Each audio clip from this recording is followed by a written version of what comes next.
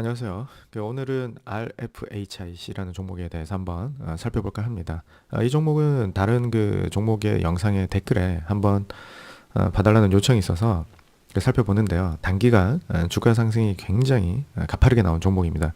결론부터 말하면 제 관점에서는 지금은 매도 관점으로 전환할 타이밍이고, 이번에 랠리가 끝나고 조정이 나오면 장기 관점에서 다시 매수를 해도 되는 그런 종목이라고 보이는데, 여러 가지 이제 기준을 가지고 우리가 최대한 입체적으로 봐야겠죠. 봐야 되는데, 제 영상을 혹시라도 다른 영상을 보신다면 어떤 점을 감안해 주시면 좋을 것 같냐면, 제가 국내 증시에 투자를 할 때는 굉장히 보수적으로 봅니다. 특히 개인적으로 코스닥에는 큰 돈을 태우질 않아요. 저는 과거에 뼈아픈 상장폐지 경험이 있어서, 특히 무슨 바이오 무슨 테크는 거들떠 보지도 않는 스타일인데, 그래서 한 번씩 이렇게 뭔가 제가 늘 분석하는 메자닌을 끼고 있는 그런 종목들은 단기 이벤트성으로 들어가긴 합니다. 그리고 길게 볼 때 정말 이 종목은 괜찮을 것 같다. 그러면 인기가 없을 때, 즉 거래량이 말라 있을 때 조금씩 사가지고 제가 원하는 수량을 채우면 한 1년, 2년, 3년 이렇게 기다리는 스타일이거든요. 그래서 만약에 어떤 시세를 추종하시는 분들, 뭔가 모멘텀 트레이딩이라고 하죠. 단기적인 고수익을 추종하는 분들께서는 제 얘기를 들으면 와닿지 않으실 거예요. 그러니까 그런 거를 좀 감안해서 들어주셨으면 좋겠고, 누군가 저에게 국내 주식 중에 하나만 꼽아달라, 추천해달라 그러면 저는 항상 삼성전자 사라고 말씀드립니다. 개인들에게는. 그러니까 이게 우리가 어쩌다가 몇 배씩 얻어 걸리는 건 가능하거든요. 돈이 소액일 때는. 근데 여러분들이 투자금을 늘리게 되면은, 그러니까 100만 원 투자할 때, 1000만 원 투자할 때, 1억 원 투자할 때, 10억 원 투자할 때 다르지 않습니까? 그래서 제가 투자하는 코스닥 종목에 한정을 하자면, 코스닥 종목에 한정하자면 저는 종목당 1000만 원 선을 넘기지 않기를 추천드립니다. 이게 어떻게 될지 모르기 때문에.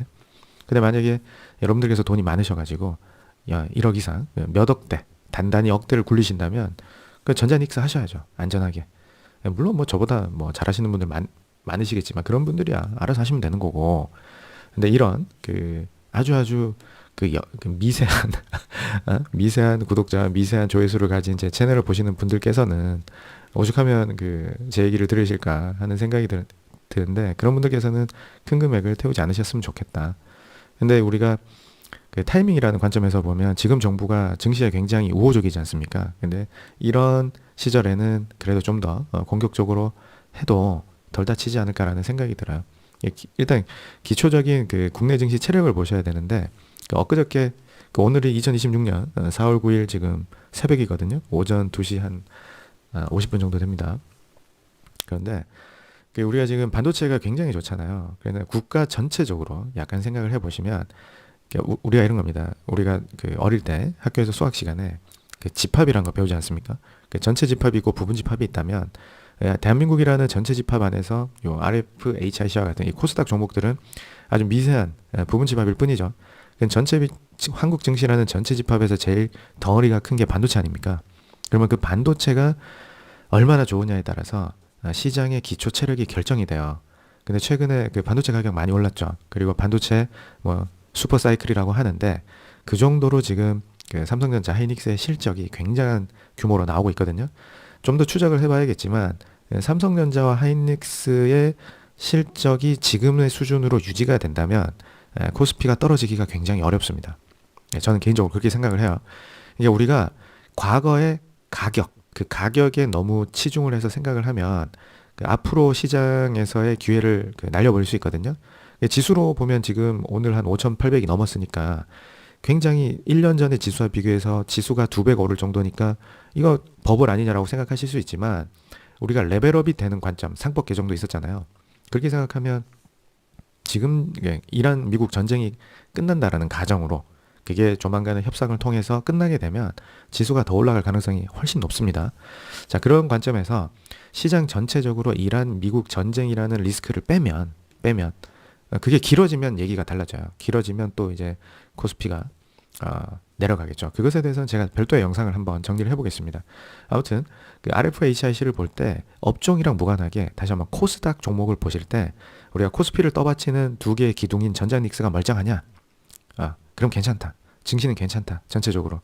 그럼 그럴 때는 우리가 쿠션이 있는 거기 때문에 개별 종목의 주가가 하락했을 때는 담아도 되는데 제가 추천드리는 건 항상 어떤 종목입니까?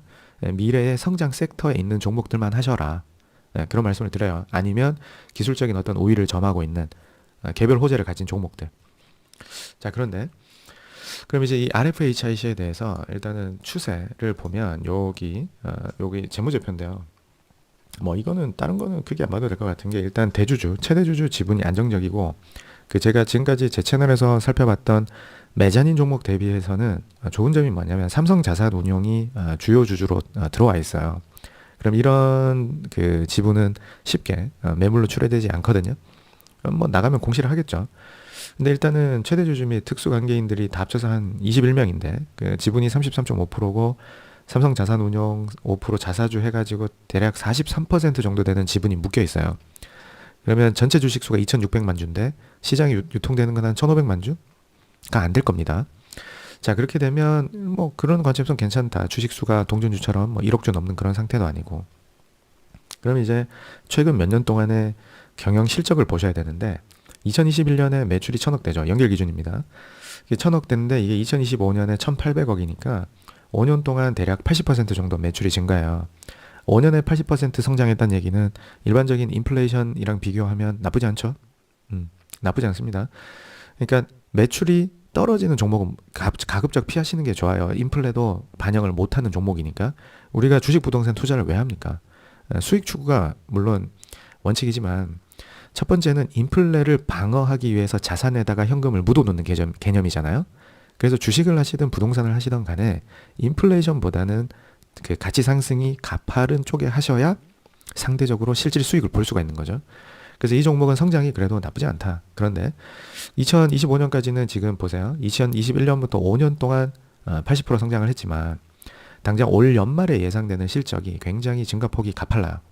그리고 그러니까 2026년에 한 800억 성장을 하고 2027년에 한 600억 가량 성장을 하고 그 다음 해에도 한 700억, 800억, 그러니까 800억, 600억, 뭐 700억, 800억 이런 식으로 요 전망, 지금 요 표에 보이시는 전망은 미래의 일이기 때문에 이게 맞다라는 보장은 없지만 수주를 받아놓고 사업을 하는 영역에서는 상당 부분 이 매출 규모 정도는 추정이 제대로 되거든요. 잘 맞히는 경우가 딱 완벽하게 일치하진 않아도 어느 정도 이 추세 정도는 맞아 들어갈 수가 있단 말이죠. 그러면은 이게 맞다면 미래의 일은 모르지만 맞다면 순이익이 2028년에 945억이 예상이 돼요. 그러면은 PER 기준으로 여러분들이 밸류에이션을 한다면 수익성 기준으로 가치평가를 한다면 멀티플 10배만 줘도 시가총액 9천억이 설명이 되고 멀티플 20배를 주게 되면 시가총액 1조 8천억. 자, 현재 시가총액이 얼마입니까? 2조 2,600억 가량이 됩니다. 그러면 지금의 그 시가총액을 2025년 연말 기준 실적으로 여러분들이 평가를 하시면 버블 영역이 맞죠? 355억인데 작년에 이거를 지금 2조 3천억 가량을 주냐? 그럼 몇 배입니까 이게? 지금 PER이 여기 적힌 게 얼마 나옵니까? 과거 실적 기준으로 85배가 나와요. 대한민국에 뭐 이런 거 있습니까? 삼성전자, 하이닉스가 이렇게 나옵니까? 안 나오지 않습니까? 그럼 우리가 항상 살필 때는 물론 그런 지수 종목과 똑같이 비교할 수는 없겠지만 이거는 상대적으로 작은 종목이니까 그 큰 돈이 들어오긴 어렵죠, 그렇죠? 근데 지금 조 단위니까 이 정도면 굉장히 큰 거예요. 근데 이게 불과 5개월 만에 이만큼 올라온 거잖아요. 4개월, 5개월 만에. 그럼 4, 5개월 전에는 이 회사의 시가총액이 7천억대였을 거란 말이죠. 그럼 7천억짜리가 갑자기 2조 3천억이 됐어요. 그러니까 쉽게 이렇게 생각합시다. 7억짜리 아파트가 5개월 만에 23억 됐어요. 여러분들 어떻게 하실 거예요? 그러니까 항상 그 주식을 사서 수익을 많이 보셨을 때 매도 시점이 고민되시잖아요. 그럴 때 저는 항상 이렇게 부동산으로 치환을 하거든요. 그럼 강남 아파트가 5개월 만에 이렇게 오를 수 있습니까? 안 되잖아요. 그러니까 미래의 2년, 3년 뒤에 실적이 이 회사의 현재 주가인 8만 5천 원을 설명할 수 있다고 해도 지금 시점 기준으로는 이게 고평가가 맞죠. 그럼 우리가 이런 주가가 급등을 했을 때 과연 이게 12월부터 급등을 하잖아요. 그럼 이게 주체들의 어떤 그 매매 그 통계를 보셔야 돼요. 제가 12월 1일부터 잡았는데 올해 한번 봅시다. 1월부터 누적된 누가 팔고 있습니까 지금? 개인들이 매도를 좀 했고요. 굉장히 잘한 거죠. 고점에서 평균 매도 단가 83,000원 4개월 동안 매수 단가도 있으니까 뒤에 와서 사고 팔고 막 했을 거 아니에요. 최근에 어찌됐건 순수하게 순매도가 100만 주 넘게 나왔고 여기 보시면 주요 주체 중에 뭘 보셔야 되겠어요? 당연히 연기금이죠, 연기금. 연기금이 대한민국 기관들 중에 투자 제일 잘하는 곳 아닙니까? 자, 연기금이 팔고 있잖아요. 다 팔았는지 모르겠지만. 사모펀드 팔고 있죠. 기타 법인 팔고 있죠. 기타 외국인 팔고 있죠. 그럼 여기 기타, 저 금융투자라고 잡힌, 저쪽에서 지금 증권사에서 사는 것 같은데, 자, 그럼 이거를 우리가 어떻게 볼 거냐. 저는 개인적으로는 일단은 연기금이랑 외국인이 빠지면은 따라 파는 게 맞다라고 봅니다. 저분들이 뭐 보통이겠습니까? 지금 외국인이 최근 보시면 3월 말부터 지금까지 보시면 단기적 구간에서는 외국인이 지금 매도세로 돌아섰잖아요. 그 연기금은 이렇게 좋은 뭡니까, 어제의 불장에서 또 팔았죠. 고점에서 이렇게 개인이 매수가 들어오잖아요. 그럼 지금 고점에서 개인 매수가 들어온다는 거는 아마 좋은 기사가 엄청 많이 나올 겁니다. 리포트도 그렇고. 네. 저는 증권사의 그 리포트의 그 밸류에이션을 개인적으로 믿지 않는 사람이라서 자, 한번 질문을 해볼까요? 자, 우리가 PER이라는 지표가 있을 때 10이 적정해요, 20이 적정해요, 30이 적정해요. 정답이 있습니까? 없죠. 그러니까 결과가 나오고 나서 말을 갖다가 맞추는 거는 믿으시면 안 되는 거고, 우리는 개인의 입장에서는 방어적 자세, 지금까지 발생한 수익을 확정시키는 그런 논리로 접근하셔야 되는데, 이 종목이 사업보고서가 나왔으니까 작년 사업보고서 이렇게 보시면 이 종목을 잘 모르시는 분들께서는 어떤 회사냐, 이거를 뭐 하는 회사인지 봐야 될 거 아니에요. 그러면 주요 제품을 보시게 되면 무선통신 관련해가지고 여기 나오죠. 무선통신 방위산업 및 RF 에너지 분야. RF라는 게 뭔가 레이디오 프리퀀시인가요? 무선 주파수 뭐 그런 겁니다.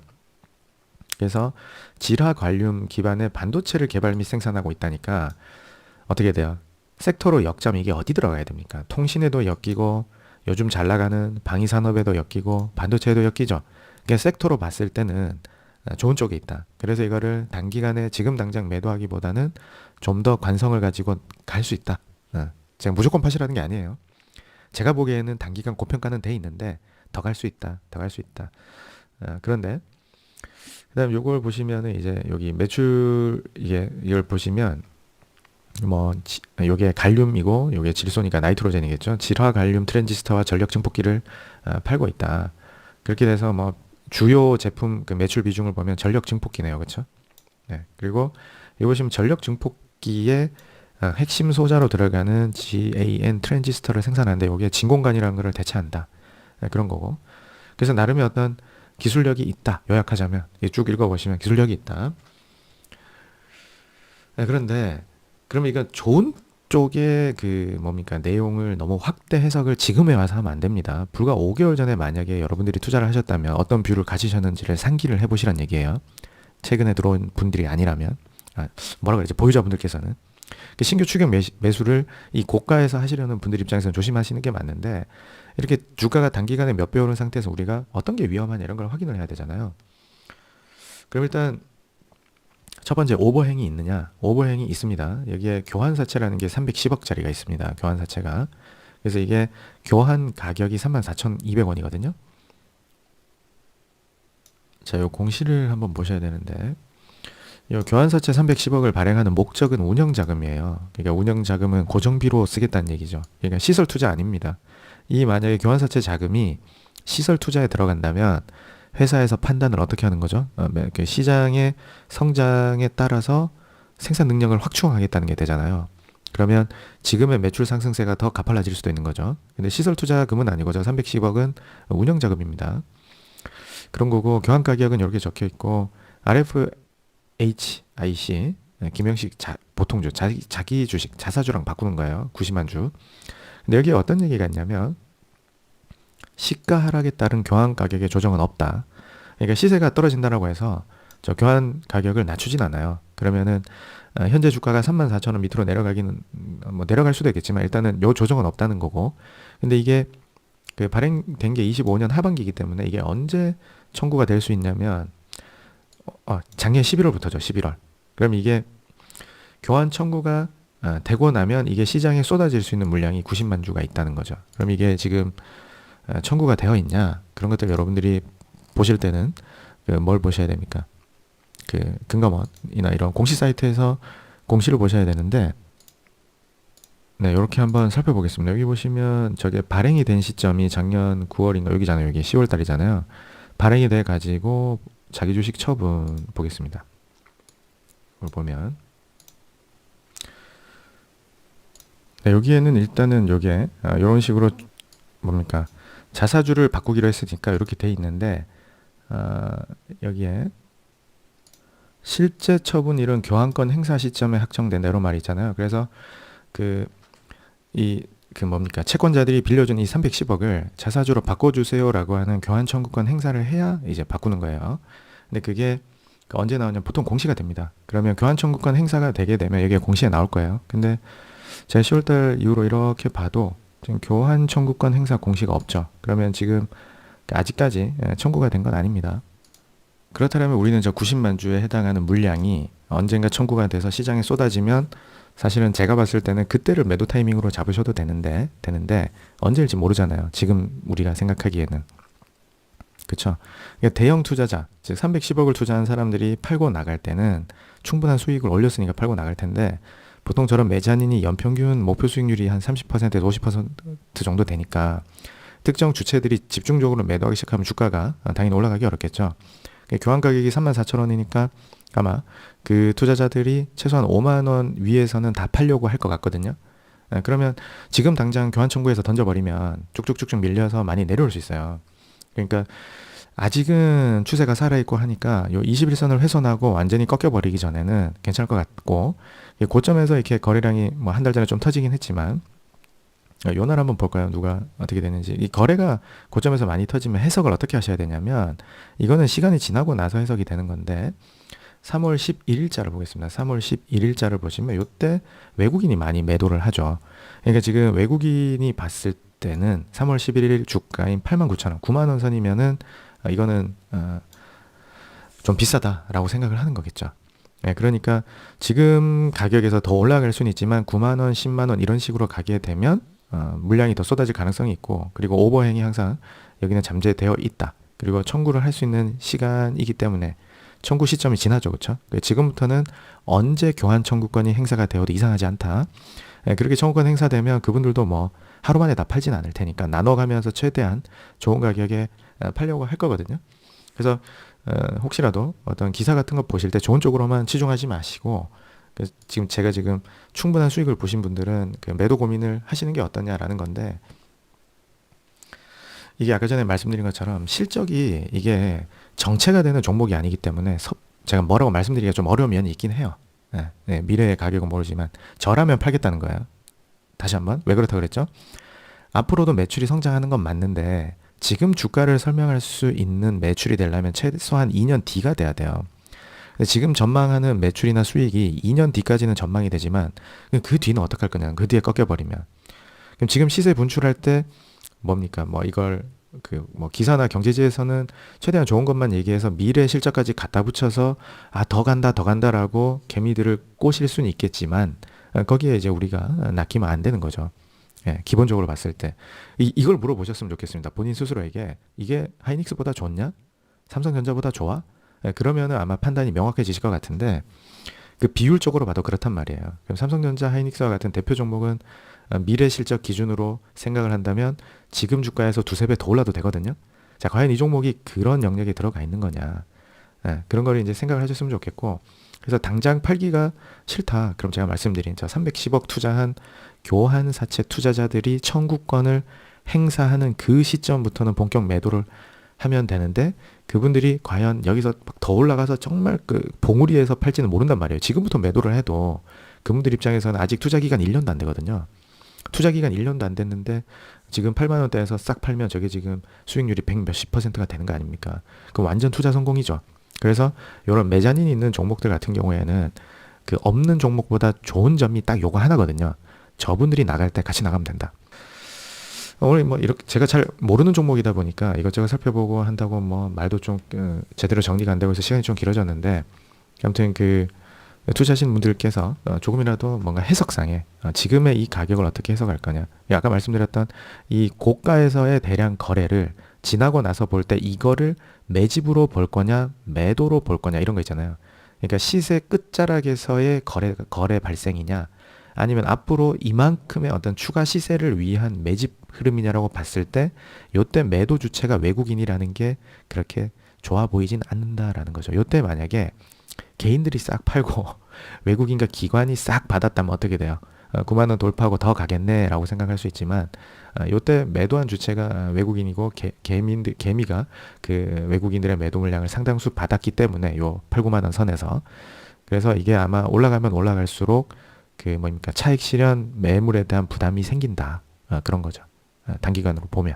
그래서 아무쪼록 좋은 대응을 하셔서 그 고수익을 잘 확정하시기 바라고 저는 다음에 또 다른 종목으로 찾아뵙도록 하겠습니다. 오늘은 여기서 마치도록 하겠습니다. 수고하셨습니다.